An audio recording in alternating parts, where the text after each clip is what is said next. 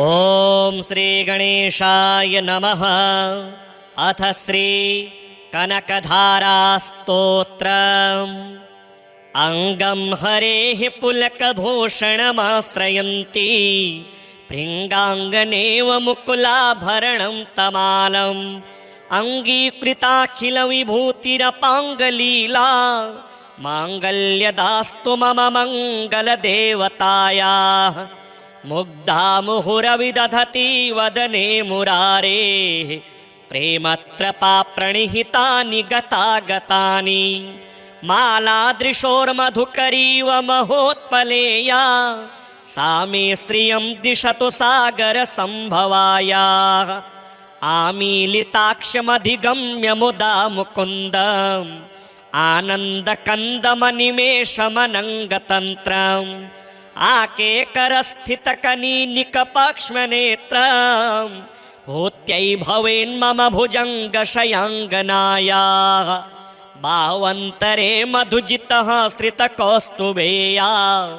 हारावलीव हरिनीलमयी विभाति कामप्रदा भगवतोऽपि कटाक्षमाला कल्याणमावहतु मे कमलालयायाः।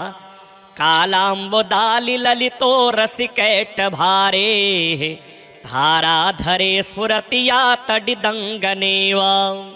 मातुः समस्तजगतां महनीयमूर्तिः भद्राणि मे दिशतु भार्गवनन्दनायाः। प्राप्तं पदं प्रथमतः खलु यत् प्रभावान् माङ्गल्यभाजि मधुमाथिनि मन्मथेन मय्यापतेत्तदिह मन्थरमीक्षणार्धं मन्दालसं च मकरालय कन्यकायाः। विश्वामरेन्द्रपदविभ्रमदानदक्षम् आनन्दहेतुरधिकं मुरविद्विषोऽपि ईशन्निषीदतु मयि क्षणमीक्षणार्धम् मिन्देवरोदरसहोदरमिन्दिरायाः। इष्टाविशिष्टमतयोऽपि यया दयार्द्र दृष्ट्या त्रिविष्टपपदं सुलभं लभन्ते दृष्टिः प्रहृष्टकमलोदरदीप्तिरिष्टां पुष्टिं कृषिष्ट मम पुष्करविष्टरायाः। दद्याद्ययानुपवनो द्रविणाम्बुधाराम् अस्मिन्न किञ्चन विहङ्गशिशौ विषण्णे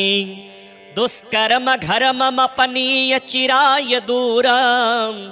नारायण प्रणयिनी नयनाम्बुवाहः। धीर्देवतेति गरुडध्वज सुन्दरेति शाकम्भरीति शशिशेखरवल्लभेति सृष्टिस्थितिप्रलयकेलिषु संस्थितायै तस्यै नमस्त्रिभुवनेकगुरोस्तरुण्यै। श्रुत्यै नमोऽस्तु शुभकर्मफलप्रसूत्यै रत्यै नमोऽस्तु रमणीयगुणार्णवायै। शक्त्यै नमोऽस्तु शतपत्रनिकेतनायै पुष्ट्यै नमोऽस्तु पुरुषोत्तमवल्लभायै। नमोऽस्तु नालीकनिभाननायै नमोऽस्तु दुग्धोदधिजन्मभूम्यै। नमोऽस्तु सोमामृतसोदरायै नमोऽस्तु नारायणवल्लभायै। नमोऽस्तु हेमाम्बुजपीठिकायै नमोऽस्तु भूमण्डलनायिकायै। नमोऽस्तु देवादिदयापरायै नमोऽस्तु शार्ङ्गायुधवल्लभायै। नमोऽस्तु देव्यै भृगुनन्दनायै नमोऽस्तु विष्णोरुरसि स्थितायै। नमोऽस्तु लक्ष्म्यै कमलालयायै नमोऽस्तु दामोदरवल्लभायै। नमोऽस्तु कान्त्यै कमलेक्षणायै नमोऽस्तु भूत्यै भुवनप्रसूत्यै। नमोऽस्तु देवादिभिरर्चितायै नमोऽस्तु नन्दात्मजवल्लभायै। सम्पत्कराणि सकलेन्द्रियनन्दनानि साम्राज्यदानविभवानि सरोरुहाक्षि त्वदवन्दनानि दुरितोत्तरणोद्यतानि मामेव मातरनिशं कलयन्तु मान्ये। यत्कटाक्षसमुपासना विधिः सेवकस्य सकलार्थसम्पदः सन्तनोति वाचनाङ्गमानसेः त्वां मुरारिहृदयेश्वरीं भजे। सरसिजनिलये सरोजहस्ते धवलतमांशुकगन्धमाल्यशोभे भगवति हरिवल्लभे मनोज्ञे त्रिभुवनभूतिकरि प्रसीद मह्यं। दिग्गस्तिभिः कनककुम्भमुखावसृष्टा स्वरवाहिनी विमलचारुजलप्लुताङ्गी प्रातर्नमामि जगतां जननीमशेष लोकादिनाथ गृहिणीममृताब्धिपुत्रीं। कमले कमलाक्षवल्लभे त्वं करुणापूरतरङ्गितैर्पाङ्गे अवलोकय मां किञ्चनानां प्रथमं पात्रमकृत्रिमं दयायाः। देवी प्रसीद जगदीश्वरि लोकमातः कल्याणगात्रि कमलेक्षण जीवनाथे। दारिद्र्यभीतिहृदयं शरणागतं माम् आलोकय प्रतिदिनं सदयेरपाङ्गे। स्तुवन्ति ये स्तुतिभिरमुभिरन्वः त्रयीमयीं त्रिभुवनमातरं रमाम। गुणाधिका गुरुतर भाग्यभागिनो भवन्ति ते भुवि बुधभाविताशयाः। अङ्गं हरेः पुलकभूषणमाश्रयन्ति भृङ्गाङ्गनेव मुकुलाभरणं तमालम्। अङ्गीकृताखिलविभूतिरपाङ्गलीला माङ्गल्यदास्तु मम मङ्गलदेवतायाः। मुग्धा मुहुरविदधति वदने मुरारेः प्रेमत्रपा प्रणिहितानि गतागतानि। मालादृशोर्मधुकरीव महोत्पलेया सा मे श्रियं दिशतु सागरसम्भवायाः। आमीलिताक्षमधिगम्य मुदा मुकुन्दम् आनन्दकन्दमनिमेषमनङ्गतन्त्रम् आकेकरस्थितकनीनिकपाक्ष्मनेत्रम् भूत्यै भवेन्मम भुजङ्गशयाङ्गनायाः। भावन्तरे मधुजितः श्रितकौस्तुभेया हारावलीव हरिनीलमयी विभाति। कामप्रदा भगवतोऽपि कटाक्षमाला कल्याणमावहतु मे कमलालयायाः। कालाम्बुदालिललितो रसिकैटभारेः धाराधरे स्फुरति या तडिदङ्गनेव। मातुः समस्तजगतां महनीयमूर्तिः भद्राणि मे दिशतु भार्गवनन्दनायाः। प्राप्तं पदं प्रथमतः खलु यत् प्रभावान् माङ्गल्यभाजि मधुमाथिनि मन्मथेन। मय्यापतेत्तदिह मन्थरमीक्षणार्धं मन्दालसं च मकरालय कन्यकायाः। विश्वामरेन्द्रपदविभ्रमदानदक्षम् आनन्दहेतुरधिकं मुरविद्विषोऽपि। ईशन्निषीदतु मयि क्षणमीक्षणार्धं मिन्देवरोदरसहोदरमिन्दिरायाः। इष्टाविशिष्टमतयोऽपि यया दयार्द्र दृष्ट्या त्रिविष्टपपदं सुलभं लभन्ते। दृष्टिः प्रहृष्टकमलोदरदीप्तिरिष्टां पुष्टिं कृषिष्ट मम पुष्करविष्टरायाः। दद्याद्ययानुपवनो द्रविणाम्बुधाराम् अस्मिन्न किञ्चन विहङ्गशिशौ विषण्णे। दुष्कर्मघर्ममपनीय चिराय दूरम् नारायण प्रणयिनी नयनाम्बुवाहः। धीर्देवतेति गरुडध्वज सुन्दरेति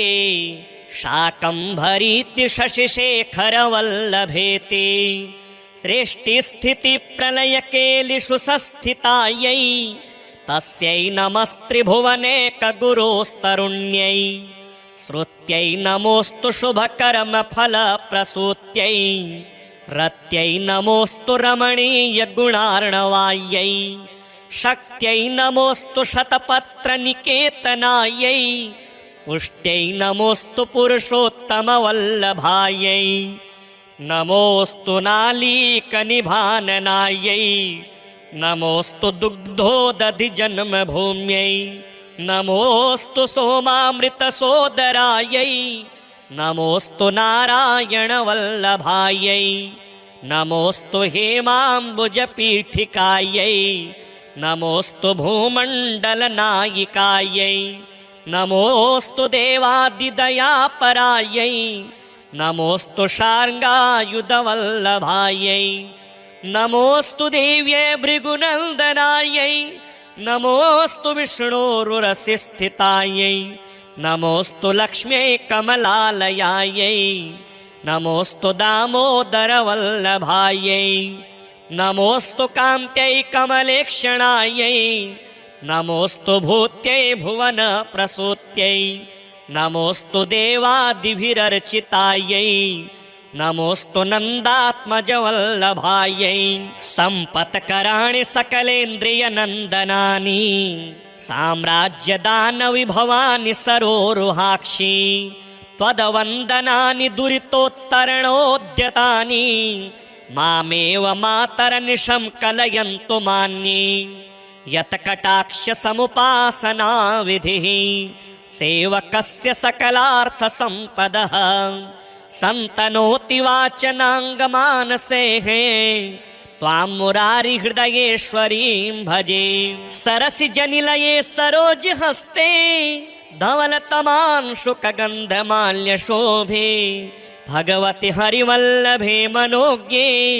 त्रिभुवनभूतिकरि प्रसीद मह्यम् दिग्गस्तिभिः कनककुम्भमुखावसृष्टा स्वरवाहिनी विमलचारुजलप्लुताङ्गे प्रातर्नमामि जगतां जननीमशेष लोकादिनाथ गृहिणीममृताब्धिपुत्रीं कमले कमलाक्षवल्लभे त्वं करुणापूरतरङ्गितैर्पाङ्गे अवलोकय मां किञ्चनानां प्रथमं पात्रमकृत्रिमं दयायाः देवी प्रसीद जगदीश्वरि लोकमातः कल्याणगात्रि कमलेक्षण जीवनाथे दारिद्र्यभीतिहृदयं शरणागतं माम् आलोकय प्रतिदिनं सदयेरपाङ्गे स्तुवन्ति ये स्तुतिभिरमुभिरन्वः त्रयीमयीं त्रिभुवनमातरं रमाम गुणाधिका गुरुतरभाग्यभागिनो भवन्ति ते भुवि बुधभाविताशयाः अङ्गं हरेः पुलकभूषणमाश्रयन्ति भृङ्गाङ्गनेव मुकुलाभरणं तमालम् अङ्गीकृताखिलविभूतिरपाङ्गलीला माङ्गल्यदास्तु मम मङ्गलदेवतायाः मुग्धा मुहुरविदधति वदने मुरारेः प्रेमत्रपाप्रणिहितानि गतागतानि मालादृशोर्मधुकरीव महोत्पलेया सा मे श्रियं दिशतु सागरसम्भवायाः आमीलिताक्षमधिगम्य मुदा मुकुन्दम् आनन्दकन्दमनिमेषमनङ्गतन्त्रम् आकेकरस्थितकनीनिकपक्ष्मनेत्रम् भूत्यै भवेन्मम भुजङ्गशयाङ्गनायाः भावन्तरे मधुजितः श्रितकौस्तुभेया हारावलीव हरिनीलमयी विभाति कामप्रदा भगवतोऽपि कटाक्षमाला कल्याणमावहतु मे कमलालयायाः कालाम्बुदालिललितो रसिकैटभारे धाराधरे स्फुरति या तडिदङ्गनेव मातुः समस्तजगतां महनीयमूर्तिः भद्राणि मे दिशतु भार्गवनन्दनायाः प्राप्तं पदं प्रथमतः खलु यत् प्रभावान् माङ्गल्यभाजि मधुमाथिनि मन्मथेन मय्यापते तदिह मन्थरमीक्षणार्धं मन्दालसं च मकरालय कन्यकायाः विश्वामरेन्द्रपदविभ्रमदानदक्षम् आनन्दहेतुरधिकं मुरविद्विषोऽपि ईशन्निषीदतु मयि क्षणमीक्षणार्ध मिन्देवरोदरसहोदरमिन्दिरायाः इष्टाविशिष्टमतयोऽपि यया दयार्द्र दृष्ट्या त्रिविष्टपपदं सुलभं लभन्ते दृष्टिः प्रहृष्टकमलोदरदीप्तिरिष्टां पुष्टिं कृषिष्ट मम पुष्करविष्टरायाः दद्याद्ययानुपवनो द्रविणाम्बुधाराम् अस्मिन्न किञ्चन विहङ्गशिशौ विषण्णे दुष्कर्मघर्ममपनीय चिराय दूरम्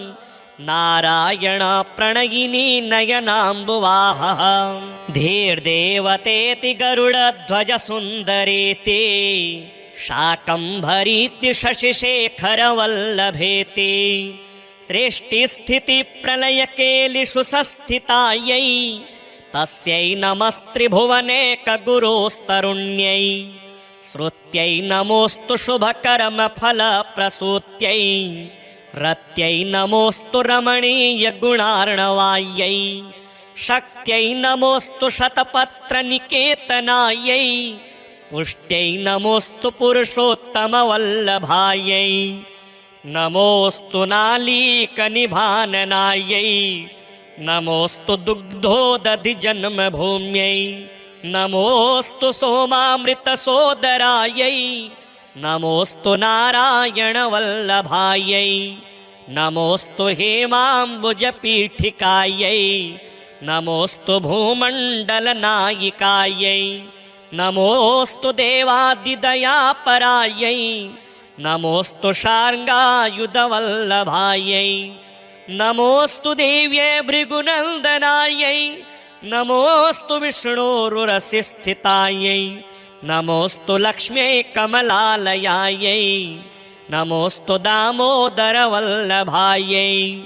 नमोऽस्तु कान्त्यै कमलेक्षणायै नमोऽस्तु भूत्यै भुवनप्रसूत्यै नमोऽस्तु देवादिभिरर्चितायै नमोऽस्तु नन्दात्मजवल्लभायै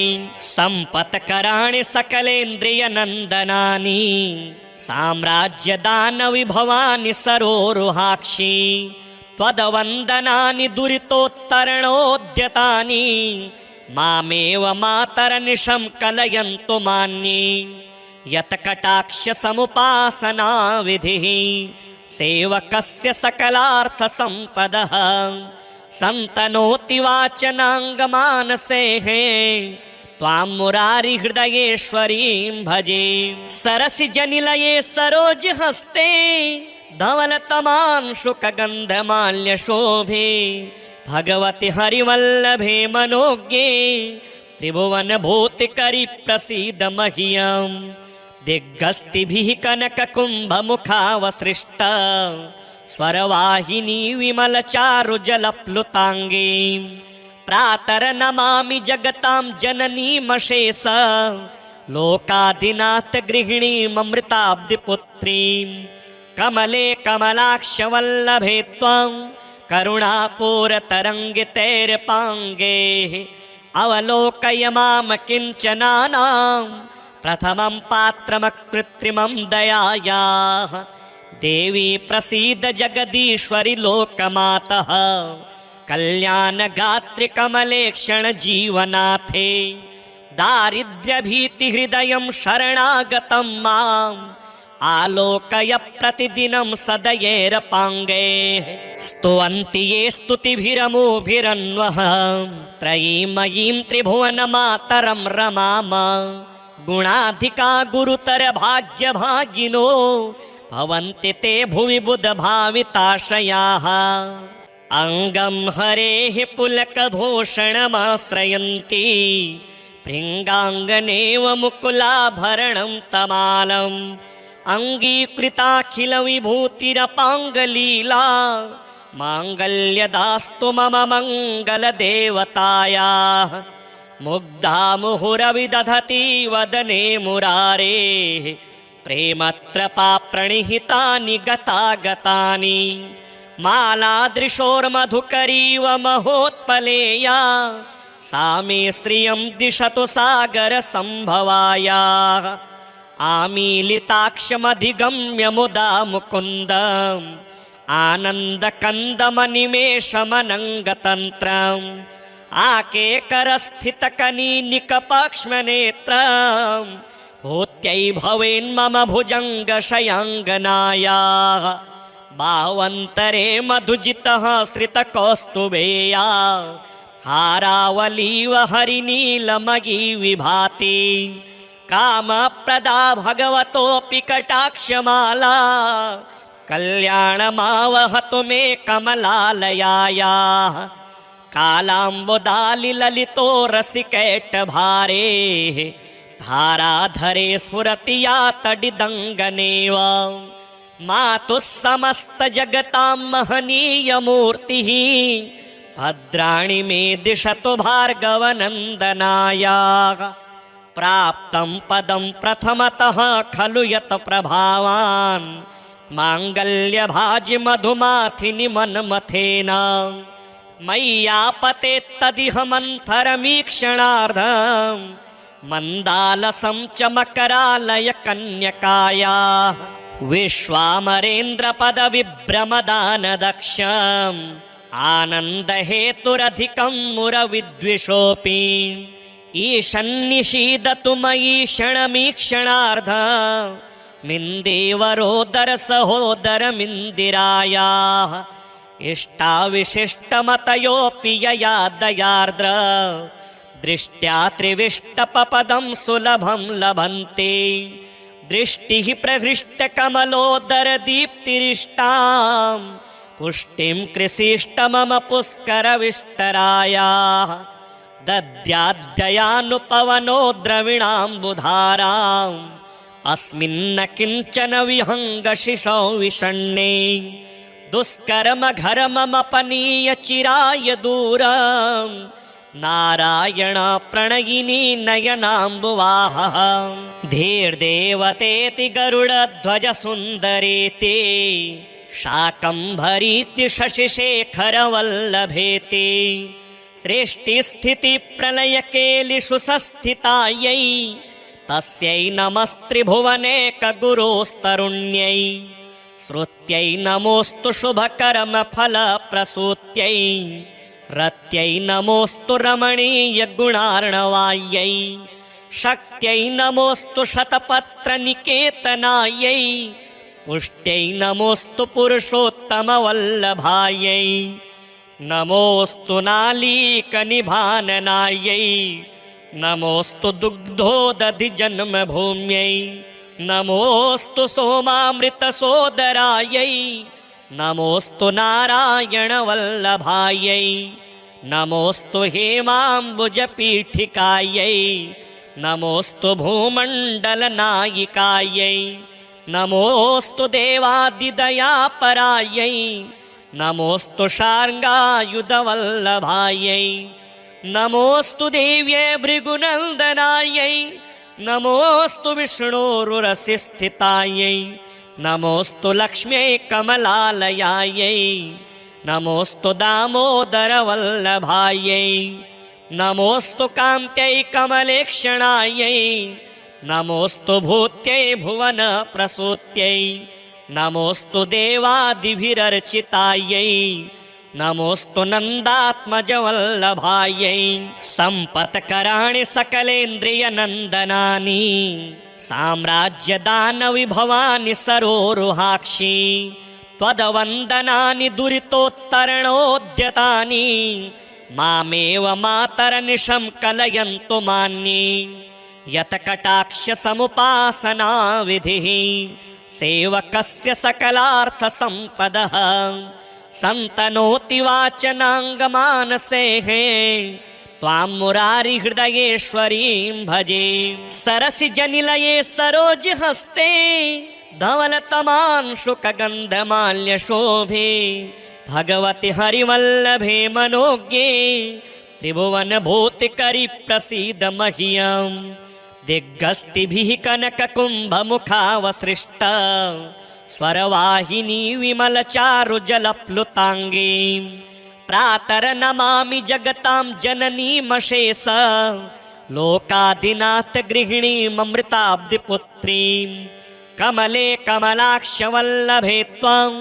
करुणापूरतरङ्गितैर्पाङ्गैः अवलोकय मां किञ्चनानां प्रथमं पात्रमकृत्रिमं दयायाः देवी प्रसीद जगदीश्वरि लोकमातः कल्याणगात्रि कमलेक्षण जीवनाथे दारिद्र्यभीतिहृदयं शरणागतं माम् आलोकय प्रतिदिनं सदयैरपाङ्गैः स्तुवन्ति ये स्तुतिभिरमुभिरन्वः त्रयीमयीं त्रिभुवनमातरं रमाम गुणाधिका गुरुतर भाग्यभागिनो भवन्ति ते भुवि बुधभाविताशयाः अङ्गं हरेः पुलकभूषणमाश्रयन्ति भृङ्गाङ्गनेव मुकुलाभरणं तमालम् अङ्गीकृताखिलविभूतिरपाङ्गलीला माङ्गल्यदास्तु मम मङ्गलदेवतायाः मुग्धा मुहुरविदधति वदने मुरारेः प्रेमत्रपाप्रणिहितानि गतागतानि मालादृशोर्मधुकरीव महोत्पलेया सा मे श्रियं दिशतु सागरसम्भवायाः आमीलिताक्षमधिगम्य मुदा मुकुन्दम् आनन्दकन्दमनिमेषमनङ्गतन्त्रम् आकेकरस्थितकनीनिकपाक्ष्मनेत्रम् भूत्यै भवेन्मम भुजङ्गशयाङ्गनायाः बावन्तरे मधुजितः श्रितकौस्तुभेया हारावलीव हरिनीलमयी विभाति कामप्रदा भगवतोऽपि कटाक्षमाला कल्याणमावहतु मे कमलालयायाः कालाम्बुदालिललितो रसिकैटभारेः धाराधरे स्फुरति या तडिदङ्गनेव मातुः समस्तजगतां महनीयमूर्तिः भद्राणि मे दिशतु भार्गवनन्दनायाः प्राप्तं पदं प्रथमतः खलु यत् प्रभावान् माङ्गल्यभाजि मधुमाथिनि मन्मथेन मय्यापतेत्तदिह मन्थरमीक्षणार्धम् मन्दालसं च मकरालय कन्यकायाः विश्वामरेन्द्रपदविभ्रमदानदक्षम् आनन्दहेतुरधिकं मुरविद्विषोऽपि ईशन्निषीदतु मयि क्षणमीक्षणार्धम् मिन्देवरोदरसहोदरमिन्दिरायाः इष्टाविशिष्टमतयोऽपि यया दयार्द्र दृष्ट्या त्रिविष्टपपदं सुलभं लभन्ते दृष्टिः प्रहृष्टकमलोदरदीप्तिरिष्टां पुष्टिं कृषिष्ट मम पुष्करविष्टरायाः दद्याद्ययानुपवनो द्रविणाम्बुधाराम् अस्मिन्न किञ्चन विहङ्गशिशौ विषण्णे दुष्कर्म घरमपनीय चिराय दूरम् नारायण प्रणयिनी नयनाम्बुवाहः धीर्देवतेति गरुडध्वज सुन्दरेति शाकम्भरीति शशिशेखरवल्लभेति सृष्टिस्थितिप्रलयकेलिषु संस्थितायै तस्यै नमस्त्रिभुवनेकगुरोस्तरुण्यै श्रुत्यै नमोऽस्तु शुभकर्मफलप्रसूत्यै रत्यै नमोऽस्तु रमणीयगुणार्णवायै शक्त्यै नमोऽस्तु शतपत्रनिकेतनायै पुष्ट्यै नमोऽस्तु पुरुषोत्तमवल्लभायै नमोऽस्तु नालीकनिभाननायै नमोऽस्तु दुग्धोदधिजन्मभूम्यै नमोऽस्तु सोमामृतसोदरायै नमोऽस्तु नारायणवल्लभायै नमोऽस्तु हेमाम्बुजपीठिकायै नमोऽस्तु भूमण्डलनायिकायै नमोऽस्तु देवादिदयापरायै नमोऽस्तु शार्ङ्गायुधवल्लभायै नमोऽस्तु देव्यै भृगुनन्दनायै नमोऽस्तु विष्णोरुरसिस्थितायै नमोऽस्तु लक्ष्म्यै कमलालयायै नमोऽस्तु दामोदरवल्लभायै नमोऽस्तु कान्त्यै कमलेक्षणायै नमोऽस्तु भूत्यै भुवनप्रसूत्यै नमोऽस्तु देवादिभिरर्चितायै नमोऽस्तु नन्दात्मजवल्लभायै सम्पत्कराणि सकलेन्द्रियनन्दनानि साम्राज्यदानविभवानि सरोरुहाक्षि त्वदवन्दनानि दुरितोत्तरणोद्यतानि मामेव मातरनिशं कलयन्तु मान्ये यत्कटाक्षसमुपासनाविधिः सेवकस्य सकलार्थसम्पदः सन्तनोति वाचनाङ्गमानसेः त्वां मुरारिहृदयेश्वरीं भजे सरसिजनिलये सरोजहस्ते धवलतमांशुकगन्धमाल्यशोभे भगवति हरिवल्लभे मनोज्ञे त्रिभुवनभूतिकरि प्रसीद मह्यं दिग्गस्तिभिः कनककुम्भमुखावसृष्ट स्वरवाहिनी विमलचारुजलप्लुताङ्गी प्रातर्नमामि जगतां जननीमशेष लोकाधिनाथ गृहिणीममृताब्धिपुत्रीं कमले कमलाक्षवल्लभे त्वं करुणापूरतरङ्गितैर्पाङ्गैः अवलोकय मां किञ्चनानां प्रथमं पात्रमकृत्रिमं दयायाः देवी प्रसीद जगदीश्वरि लोकमातः कल्याणगात्रि कमलेक्षण जीवनाथे दारिद्र्यभीतिहृदयं शरणागतं माम् आलोकय प्रतिदिनं सदयेरपाङ्गैः स्तुवन्ति ये स्तुतिभिरमुभिरन्वः त्रयीमयीं त्रिभुवनमातरं रमाम गुणाधिका गुरुतर भाग्यभागिनो भवन्ति ते भुवि बुधभाविताशयाः अङ्गं हरेः पुलकभूषणमाश्रयन्ति भृङ्गाङ्गनेव मुकुलाभरणं तमालम् अङ्गीकृताखिलविभूतिरपाङ्गलीला माङ्गल्यदास्तु मम मङ्गलदेवतायाः मुग्धा मुहुरविदधति वदने मुरारेः प्रेमत्रपाप्रणिहितानि गतागतानि मालादृशोर्मधुकरीव महोत्पलेया सा मे श्रियं दिशतु सागरसम्भवायाः आमीलिताक्षमधिगम्य मुदा मुकुन्दम् आनन्दकन्दमनिमेषमनङ्गतन्त्रम् आकेकरस्थितकनीनिकपाक्ष्मनेत्रम् भूत्यै भवेन्मम भुजङ्गशयाङ्गनायाः बाह्वन्तरे मधुजितः श्रितकौस्तुभेया हारावलीव हरिनीलमयी विभाति कामप्रदा भगवतोऽपि कटाक्षमाला कल्याणमावहतु मे कमलालयायाः कालाम्बुदालिललितो रसिकैटभारेः धाराधरे स्फुरति या तडिदङ्गनेव मातुः समस्तजगतां महनीयमूर्तिः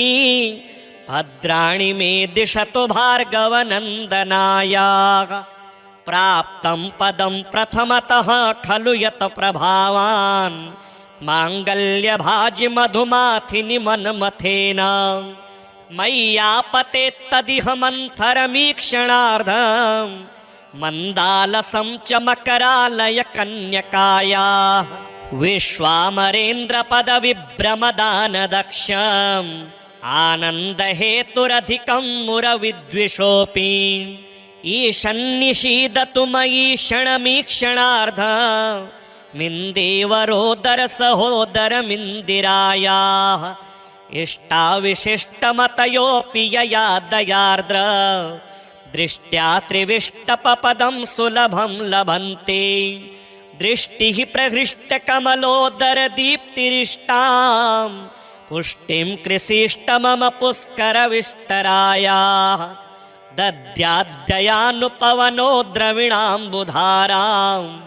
अस्मिन्न किञ्चन विहङ्गशिशौ विषण्णे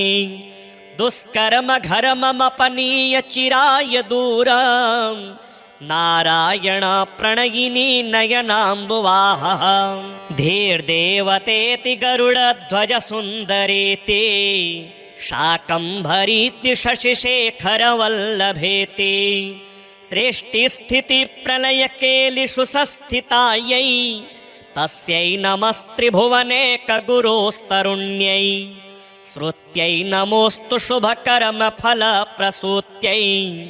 रत्यै नमोऽस्तु रमणीयगुणार्णवायै शक्त्यै नमोऽस्तु शतपत्रनिकेतनायै पुष्ट्यै नमोऽस्तु पुरुषोत्तमवल्लभायै नमोऽस्तु नालीकनिभाननायै नमोऽस्तु दुग्धोदधिजन्मभूम्यै नमोऽस्तु सोमामृतसोदरायै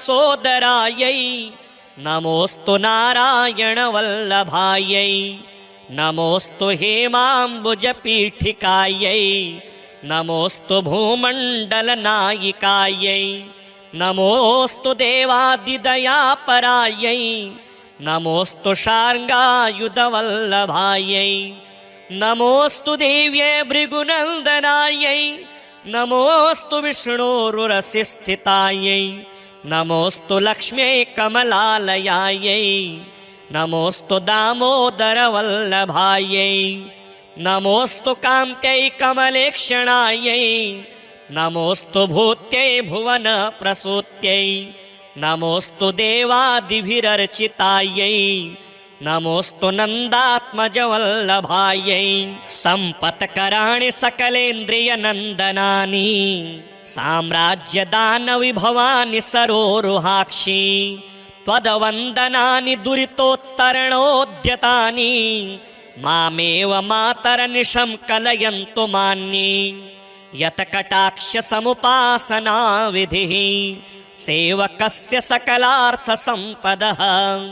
सन्तनोति वाचनाङ्गमानसेः त्वां मुरारिहृदयेश्वरीं भजे सरसिजनिलये सरोजहस्ते धवलतमांशुकगन्धमाल्यशोभे भगवति हरिवल्लभे मनोज्ञे त्रिभुवनभूतिकरि प्रसीद मह्यं दिग्गस्तिभिः कनककुम्भमुखावसृष्ट स्वरवाहिनी विमलचारुजलप्लुताङ्गी प्रातर्नमामि जगतां जननीमशेष लोकाधिनाथ गृहिणीममृताब्धिपुत्रीं कमले कमलाक्षवल्लभे त्वां करुणापूरतरङ्गितैर्पाङ्गे अवलोकय माम किञ्चनानां प्रथमं पात्रमकृत्रिमं दयायाः देवी प्रसीद जगदीश्वरि लोकमातः कल्याणगात्रिकमलेक्षण जीवनाथे दारिद्र्यभीतिहृदयं शरणागतं माम् आलोकय प्रतिदिनं सदयेरपाङ्गे स्तुवन्ति ये स्तुतिभिरमुभिरन्वः त्रयीमयीं त्रिभुवनमातरं रमाम गुणाधिका गुरुतर भाग्यभागिनो भवन्ति ते भुवि बुधभाविताशयाः अङ्गं हरेः पुलकभूषणमाश्रयन्ति भृङ्गाङ्गनेव मुकुलाभरणं तमालम् अङ्गीकृताखिलविभूतिरपाङ्गलीला माङ्गल्यदास्तु मम मङ्गलदेवतायाः मुग्धा मुहुरविदधति वदने मुरारेः प्रेमत्रपाप्रणिहितानि गतागतानि मालादृशोर्मधुकरीव महोत्पलेया सा मे श्रियं दिशतु सागरसम्भवायाः आमीलिताक्षमधिगम्य मुदा मुकुन्दम् आनन्दकन्दमनिमेषमनङ्गतन्त्रम् आके करस्थितकनीनिकपक्ष्मनेत्रं भूत्यै भवेन्मम भुजङ्गशयाङ्गनायाः भावन्तरे मधुजितः श्रितकौस्तुभेया हारावलीव हरिनीलमयी विभाति कामप्रदा भगवतोऽपि कटाक्षमाला कल्याणमावहतु मे कमलालयायाः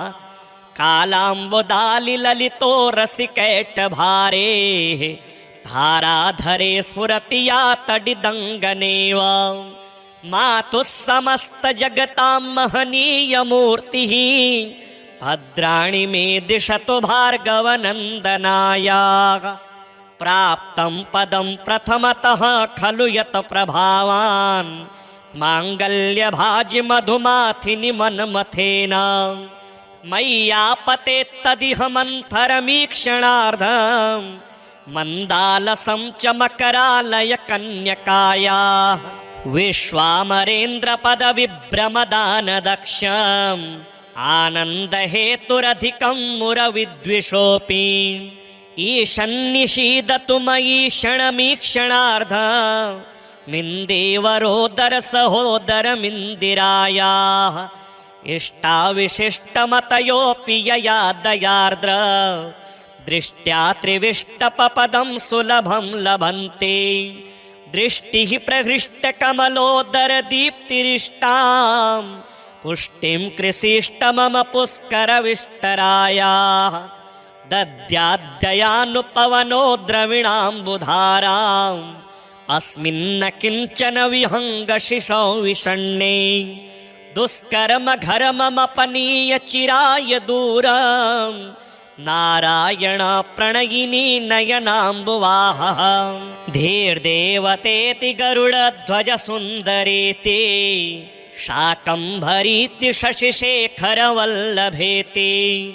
सृष्टिस्थितिप्रलयकेलिषु संस्थितायै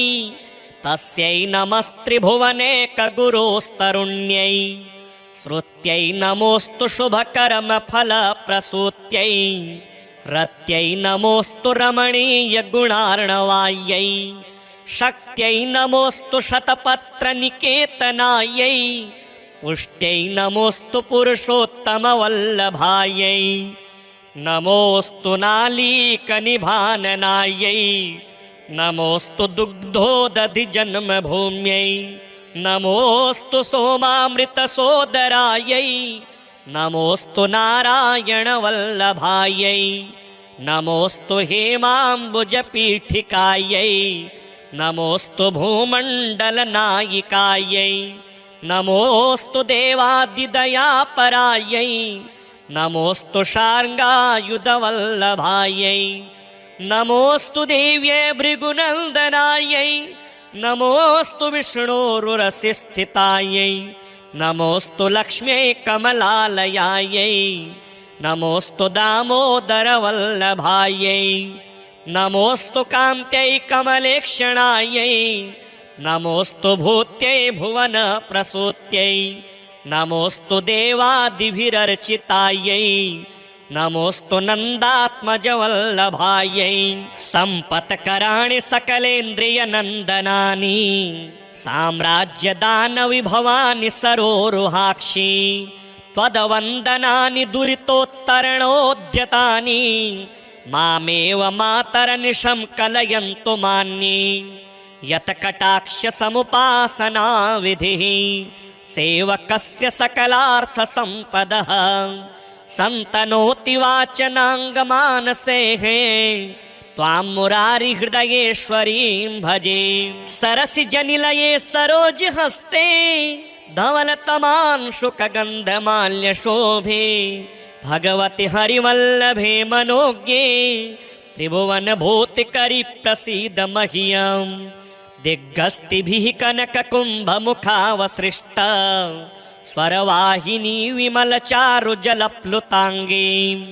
प्रातर्नमामि जगतां जननीमशेष लोकादिनाथ गृहिणीममृताब्धिपुत्रीं कमले कमलाक्षवल्लभे त्वां करुणापूरतरङ्गितैर्पाङ्गे अवलोकय माम किञ्चनानां प्रथमं पात्रमकृत्रिमं दयायाः देवी प्रसीद जगदीश्वरि लोकमातः कल्याणगात्रि कमलेक्षण जीवनाथे दारिद्र्यभीतिहृदयं शरणागतं माम् आलोकय प्रतिदिनं सदयेरपाङ्गैः स्तुवन्ति ये स्तुतिभिरमुभिरन्वः त्रयीमयीं त्रिभुवनमातरं रमाम गुणाधिका गुरुतर भाग्यभागिनो भवन्ति ते भुवि बुधभाविताशयाः अङ्गं हरेः पुलकभूषणमाश्रयन्ति भृङ्गाङ्गनेव मुकुलाभरणं तमालम् अङ्गीकृताखिलविभूतिरपाङ्गलीला माङ्गल्यदास्तु मम मङ्गलदेवतायाः मुग्धा मुहुरविदधति वदने मुरारेः प्रेमत्रपा प्रणिहितानि गतागतानि मालादृशोर्मधुकरीव महोत्पलेया सा मे श्रियं दिशतु सागरसम्भवायाः आमीलिताक्षमधिगम्य मुदा मुकुन्दम् आनन्दकन्दमनिमेषमनङ्गतन्त्रम् आकेकरस्थितकनीनिकपाक्ष्मनेत्रम् भूत्यै भवेन्मम भुजङ्गशयाङ्गनायाः बावन्तरे मधुजितः श्रितकौस्तुभेया हारावलीव हरिनीलमयी विभाति कामप्रदा भगवतोऽपि कटाक्षमाला कल्याणमावहतु मे कमलालयायाः कालाम्बुदालिललितो रसिकैटभारेः धाराधरे स्फुरति या तडिदङ्गनेव मातुः समस्तजगतां महनीयमूर्तिः भद्राणि मे दिशतु भार्गवनन्दनायाः प्राप्तं पदं प्रथमतः खलु यत् प्रभावान् माङ्गल्यभाजि मधुमाथिनि मन्मथेन मय्यापतेत्तदिह मन्थरमीक्षणार्धम् मन्दालसं च मकरालय कन्यकायाः विश्वामरेन्द्रपदविभ्रमदानदक्षम् आनन्दहेतुरधिकं मुरविद्विषोऽपि ईशन्निषीदतु मयि क्षणमीक्षणार्धम्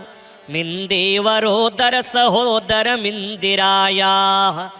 इष्टाविशिष्टमतयोऽपि यया दयार्द्र दृष्ट्या त्रिविष्टपपदं सुलभं लभन्ते दृष्टिः प्रहृष्टकमलोदरदीप्तिरिष्टां पुष्टिं कृषिष्ट मम पुष्करविष्टरायाः दद्याद्ययानुपवनो द्रविणाम्बुधाराम् अस्मिन्न किञ्चन विहङ्गशिशौ विषण्णे दुष्कर्म घरमपनीय चिराय दूरम् नारायण प्रणयिनी नयनाम्बुवाहः धीर्देवतेति गरुडध्वज सुन्दरेति शाकम्भरीति शशिशेखरवल्लभेति सृष्टिस्थितिप्रलयकेलिषु संस्थितायै तस्यै नमस्त्रिभुवनेकगुरोस्तरुण्यै श्रुत्यै नमोऽस्तु शुभकर्मफलप्रसूत्यै रत्यै नमोऽस्तु रमणीयगुणार्णवायै शक्त्यै नमोऽस्तु शतपत्रनिकेतनायै पुष्ट्यै नमोऽस्तु पुरुषोत्तमवल्लभायै नमोऽस्तु नालीकनिभाननायै नमोऽस्तु दुग्धोदधिजन्मभूम्यै नमोऽस्तु सोमामृतसोदरायै नमोऽस्तु नारायणवल्लभायै नमोऽस्तु हेमाम्बुजपीठिकायै नमोऽस्तु भूमण्डलनायिकायै नमोऽस्तु देवादिदयापरायै नमोऽस्तु शार्ङ्गायुधवल्लभायै नमोऽस्तु देव्यै भृगुनन्दनायै नमोऽस्तु विष्णोरुरसिस्थितायै नमोऽस्तु लक्ष्म्यै कमलालयायै नमोऽस्तु दामोदरवल्लभायै नमोऽस्तु कान्त्यै कमलेक्षणायै नमोऽस्तु भूत्यै भुवनप्रसूत्यै नमोऽस्तु देवादिभिरर्चितायै नमोऽस्तु नन्दात्मजवल्लभायै सम्पत्कराणि सकलेन्द्रियनन्दनानि साम्राज्यदानविभवानि सरोरुहाक्षि त्वदवन्दनानि दुरितोत्तरणोद्यतानि मामेव मातरनिशं कलयन्तु मान्ये यत्कटाक्षसमुपासना विधिः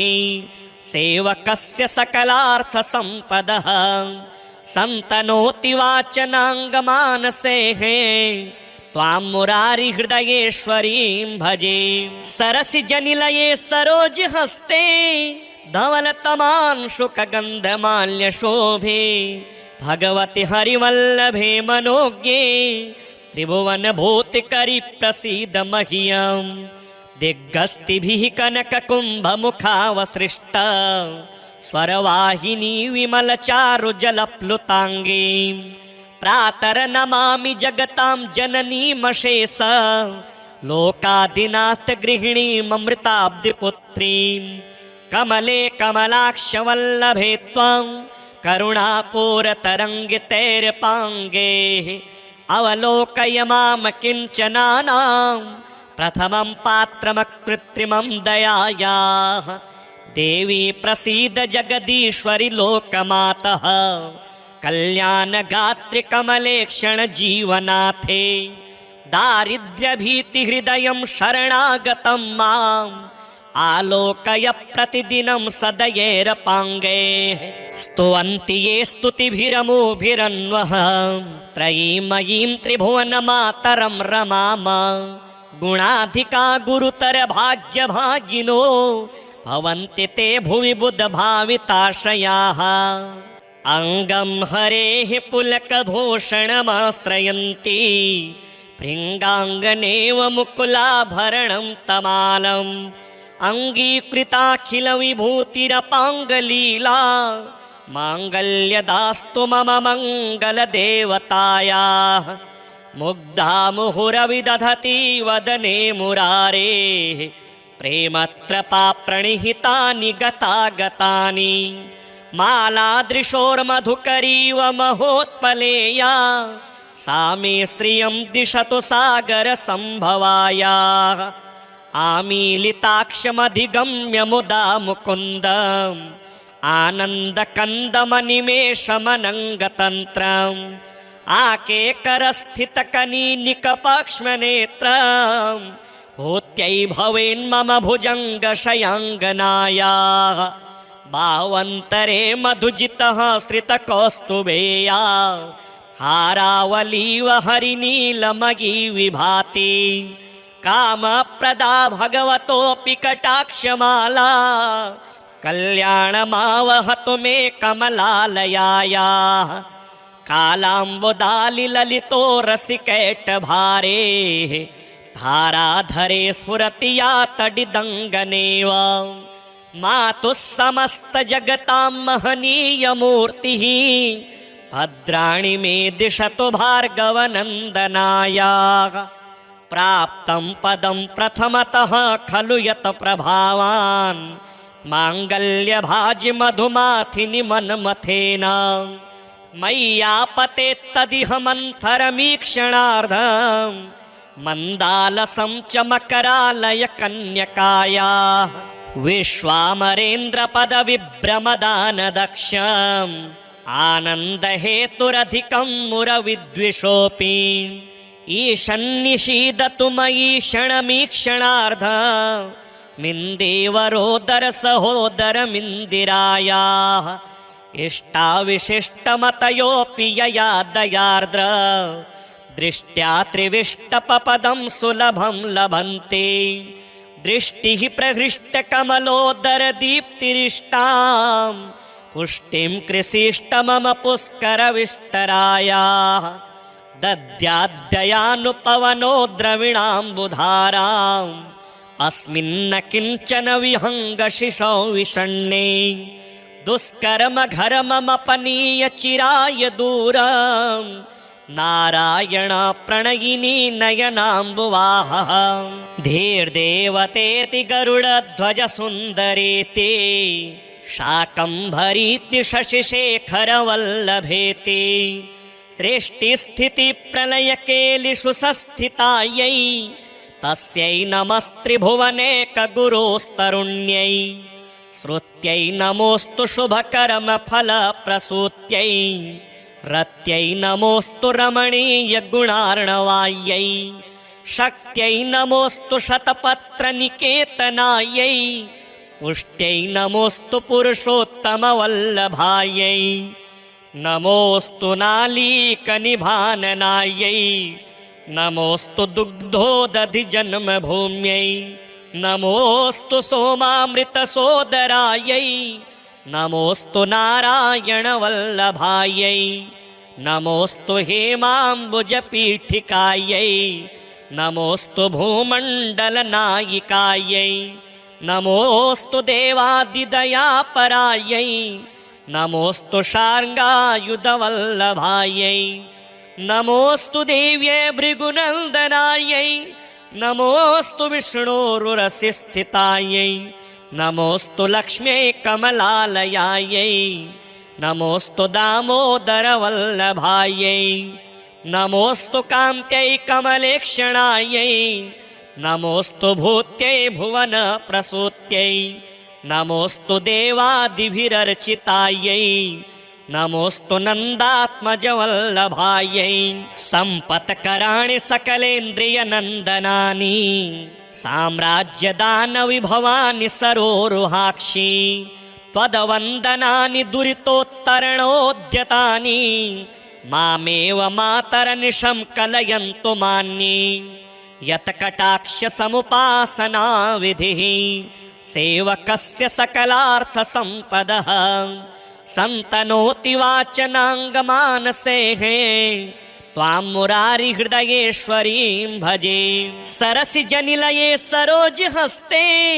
धवलतमांशुकगन्धमाल्यशोभे भगवति हरिवल्लभे मनोज्ञे त्रिभुवनभूतिकरि प्रसीद मह्यम् दिग्गस्तिभिः कनककुम्भमुखावसृष्टा स्वरवाहिनी विमलचारुजलप्लुताङ्गी प्रातरनमामि जगतां जननीमशेष लोकादिनाथ गृहिणीममृताब्धिपुत्रीं कमले कमलाक्षवल्लभे त्वां करुणापूरतरङ्गितैर्पाङ्गे अवलोकय मां किञ्चनानां प्रथमं पात्रमकृत्रिमं दयायाः देवी प्रसीद जगदीश्वरि लोकमातः कल्याणगात्रि कमलेक्षण जीवनाथे दारिद्र्यभीतिहृदयं शरणागतं माम् आलोकय प्रतिदिनं सदयेरपाङ्गे स्तुवन्ति ये स्तुतिभिरमोभिरन्वः त्रयीमयीं त्रिभुवनमातरं रमाम गुणाधिका गुरुतर भाग्यभागिनो भवन्ति ते भुवि बुधभाविताशयाः अङ्गं हरेः पुलकभूषणमाश्रयन्ति भृङ्गाङ्गनेव मुकुलाभरणं तमालम् अङ्गीकृताखिलविभूतिरपाङ्गलीला माङ्गल्यदास्तु मम मङ्गलदेवतायाः मुग्धा मुहुरविदधति वदने मुरारेः प्रेमत्रपा प्रणिहितानि गतागतानि मालादृशोर्मधुकरीव महोत्पलेया सा मे श्रियं दिशतु सागरसम्भवायाः आमीलिताक्षमधिगम्य मुदा मुकुन्दम् आनन्दकन्दमनिमेषमनङ्गतन्त्रम् आकेकरस्थितकनीनिकपाक्ष्मनेत्रम् भूत्यै भवेन्मम भुजङ्गशयाङ्गनायाः बावन्तरे मधुजितः श्रितकौस्तुभेया हारावलीव हरिनीलमयी विभाति कामप्रदा भगवतोऽपि कटाक्षमाला कल्याणमावहतु मे कमलालयायाः कालाम्बुदालि ललितो रसिकैटभारे धाराधरे स्फुरति या तडिदङ्गनेव मातुः समस्तजगतां महनीयमूर्तिः भद्राणि मे दिशतु भार्गवनन्दनायाः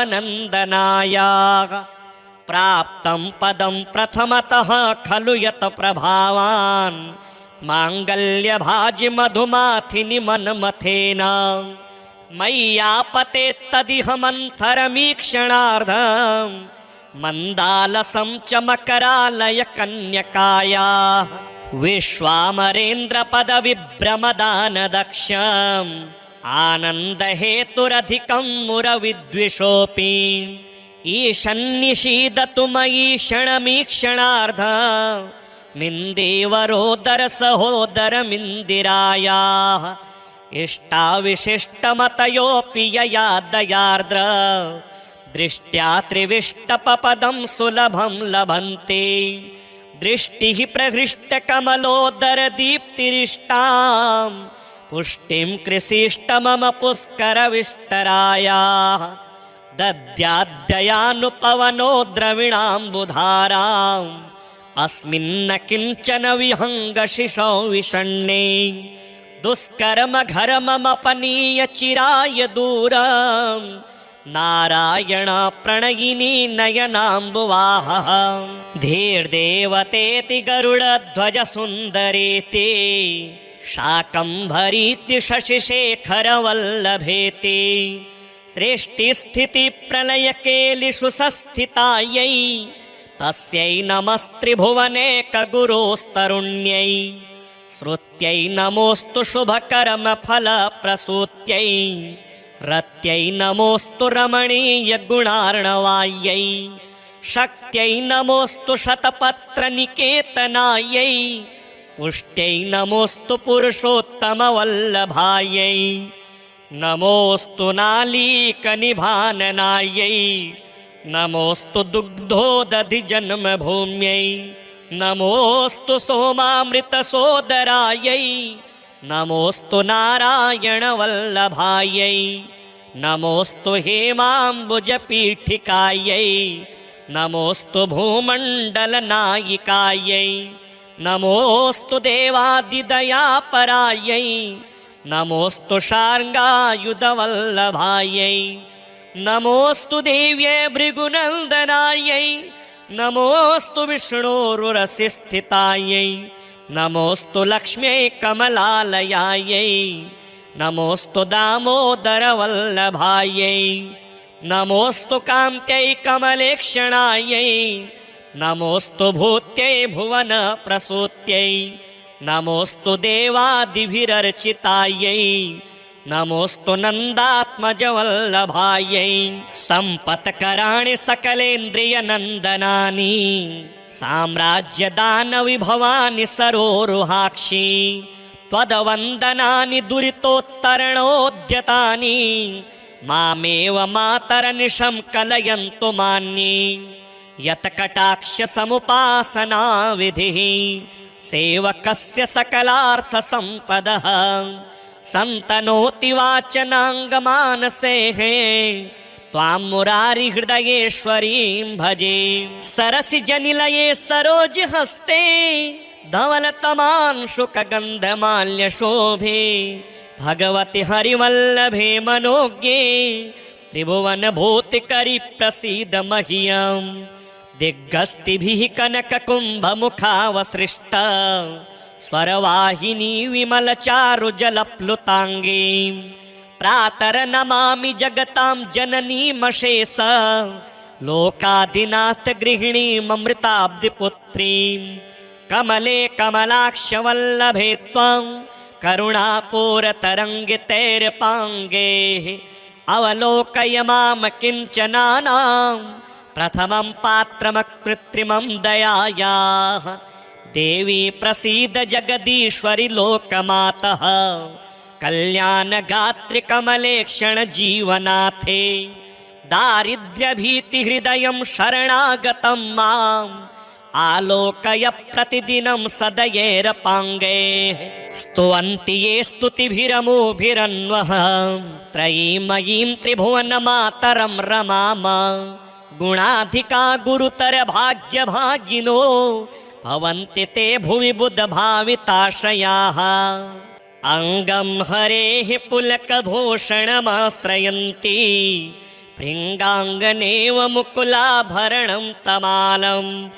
अङ्गीकृताखिलविभूतिरपाङ्गलीला माङ्गल्यदास्तु मम मङ्गलदेवतायाः मुग्धा मुहुरविदधति वदने मुरारेः प्रेमत्रपा प्रणिहितानि गतागतानि मालादृशोर्मधुकरीव महोत्पलेया सा मे श्रियं दिशतु सागरसम्भवायाः आमीलिताक्षमधिगम्य मुदा मुकुन्दम् आनन्दकन्दमनिमेषमनङ्गतन्त्रम्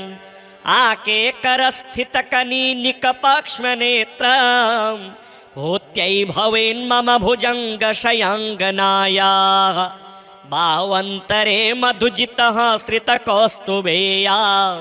हारावलीव हरिनीलमयी विभाति कामप्रदा भगवतोऽपि कटाक्षमाला कल्याणमावहतु मे कमलालयायाः कालाम्बुदालिललितो रसिकैटभारेः धाराधरे स्फुरति या तडिदङ्गनेव मातुः समस्तजगतां महनीयमूर्तिः भद्राणि मे दिशतु भार्गवनन्दनायाः प्राप्तं पदं प्रथमतः खलु यत् प्रभावान् माङ्गल्यभाजि मधुमाथिनि मन्मथेन मय्यापतेत्तदिह मन्थरमीक्षणार्धं मन्दालसं च मकरालय कन्यकायाः विश्वामरेन्द्रपदविभ्रमदानदक्षम् आनन्दहेतुरधिकं मुरविद्विषोऽपि ईशन्निषीदतु मयि क्षणमीक्षणार्धम्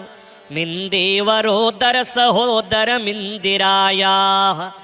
इष्टाविशिष्टमतयोऽपि यया दयार्द्र दृष्ट्या त्रिविष्टपपदं सुलभं लभन्ते दृष्टिः प्रहृष्टकमलोदरदीप्तिरिष्टां पुष्टिं कृषिष्ट मम पुष्करविष्टरायाः दद्याद्ययानुपवनो द्रविणाम्बुधाराम् अस्मिन्न किञ्चन विहङ्गशिशौ विषण्णे दुष्कर्मघर्ममपनीय चिराय दूरम् नारायण प्रणयिनी नयनाम्बुवाहः धीर्देवतेति गरुडध्वज सुन्दरेति शाकम्भरीति शशिशेखरवल्लभेति सृष्टिस्थितिप्रलयकेलिषु संस्थितायै तस्यै नमस्त्रिभुवनेकगुरोस्तरुण्यै श्रुत्यै नमोऽस्तु शुभकर्मफलप्रसूत्यै रत्यै नमोऽस्तु रमणीयगुणार्णवायै